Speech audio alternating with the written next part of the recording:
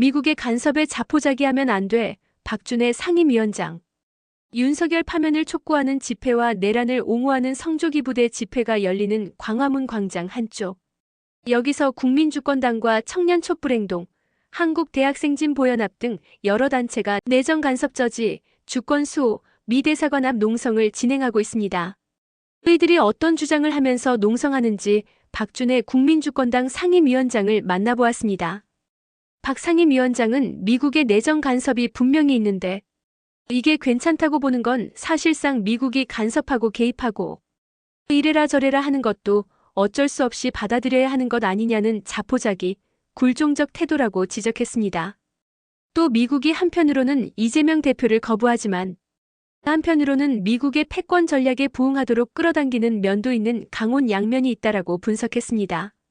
그러면서 미국이 한국의 내정에 대해서 어느 때건 간섭할 수 있고 그러면 민주당만의 실패가 아니라 이 나라 자체가 위기에 처할 수 있기 때문에 민주당의 일로만 보지 않는다라며 농성 취지를 설명했습니다.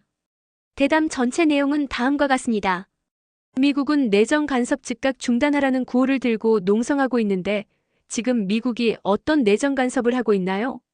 내란 사태 이후에 한덕수, 최상목이 권한 대행이 되자마자 미국이 지지한다, 함께 일하겠다는 입장을 여러 차례 표명했습니다.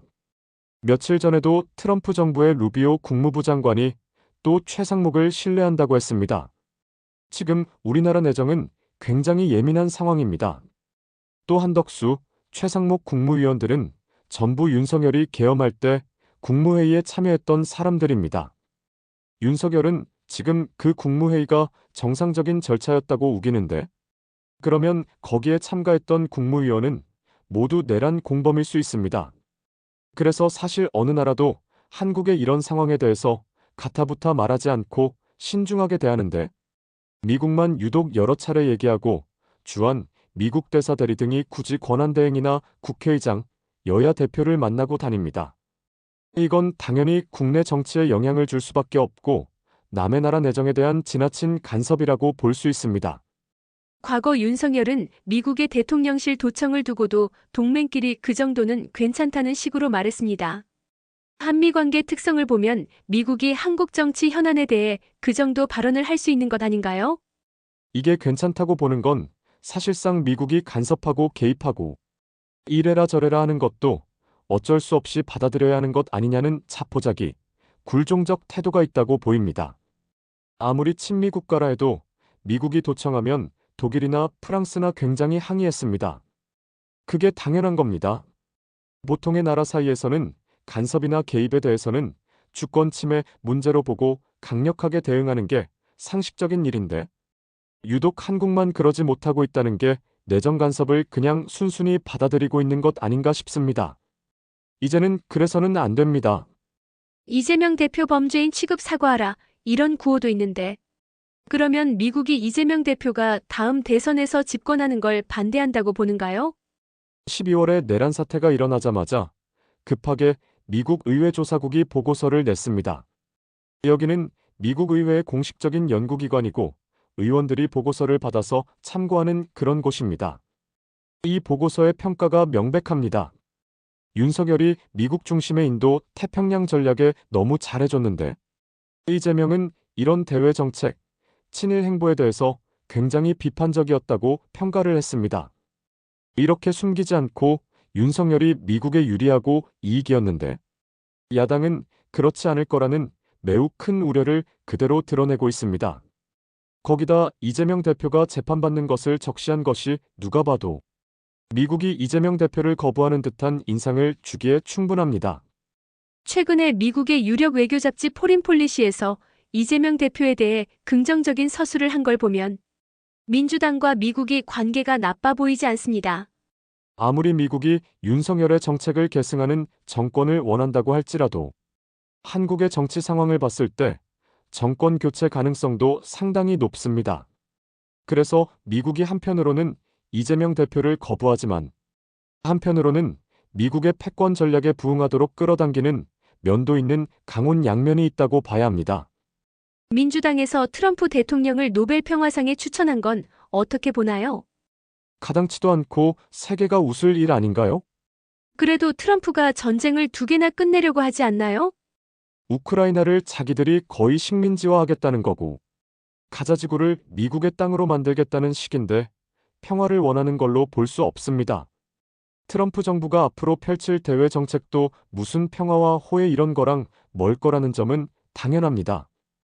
그럼 민주당은 왜 노벨 평화상에 추천했을까요?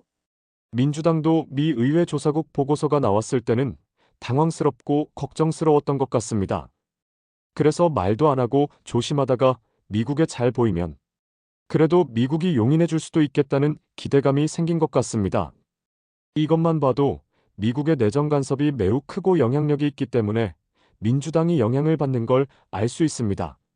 민주당은 한미동맹을 중요하게 여기며 미국하고 대립하면 집권하는데도 불리하고 집권한 이후에도 계속 미국과 마찰이 생길 수 있으니 차라리 미국에 잘 보여서 지지를 끌어내는 게 낫지 않냐는 판단을 한 것 같습니다.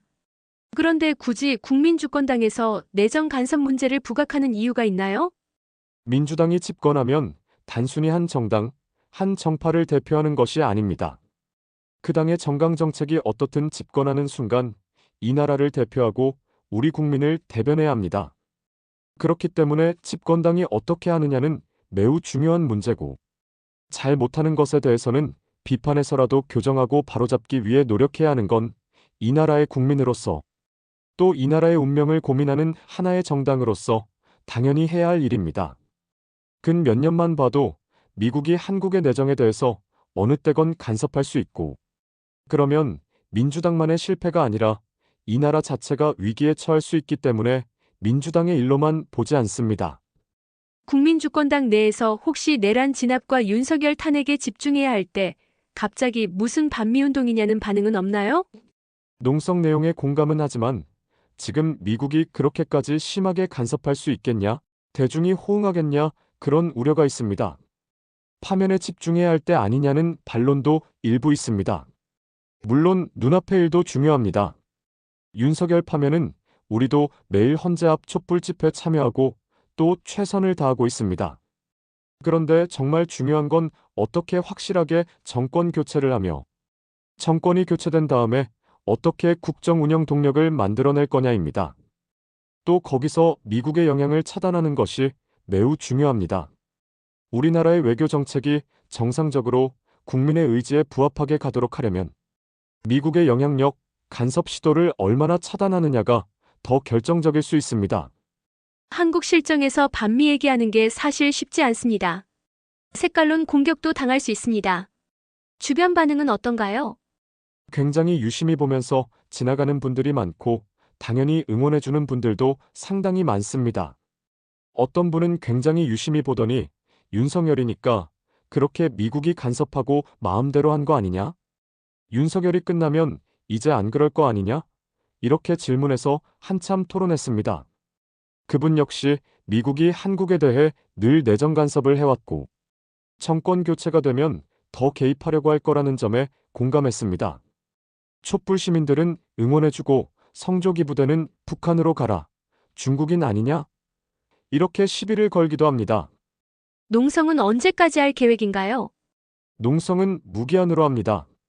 미국의 최상목 지지 철회할 것, 의회 조사국 보고서에서 이재명 대표를 범죄인 취급한 부분을 철회해 사과할 것을 요구하고 있습니다. 그에 대한 답을 들을 때까지 계속 싸울 것입니다.